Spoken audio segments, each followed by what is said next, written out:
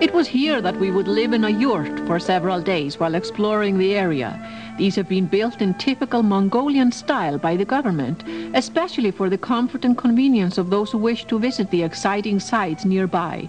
Inside, you're protected from the chilly night air by layers of felt placed over the reed framework, and modern toilet facilities as well as hot water are available.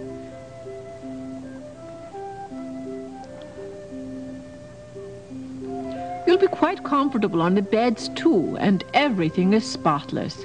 And so, well rested, we were ready to go out and explore the sites of Bamiyan, a very famous city. In fact, and an area, the whole valley, the Golden Valley of Bamiyan, is noted for an entire mountain range that was used by the Buddhists as a sacred place in centuries past.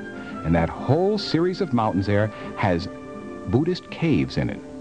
Religious fanatics, religious priests came here, carved the caves, and dedicated all of these caves to Buddha. Now, when the Muslims came along, many of the caves were destroyed. In fact, the caves were used as residences, and the tar from the fire covered many of the paintings inside, and that sort of saved those paintings. They've been able to remove the tar deposits from the fires of the last few centuries, and they have found Buddhist paintings, some of them of great beauty and color, inside the caves.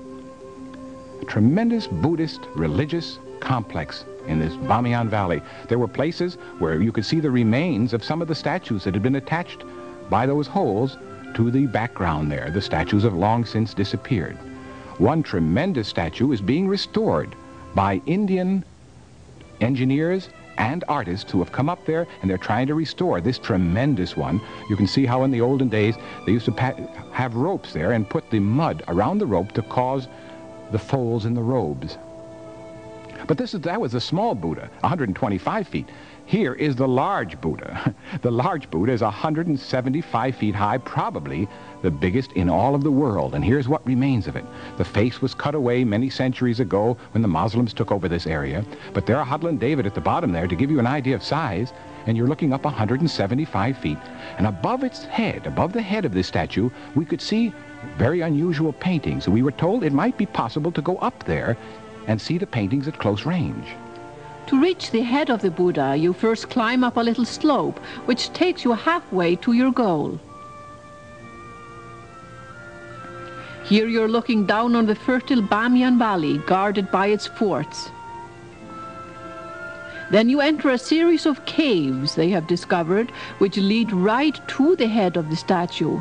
And we'd like you to join us as we climb through the winding passages of the cliff, passing on the way Buddhist paintings which cover many of the walls and ceilings.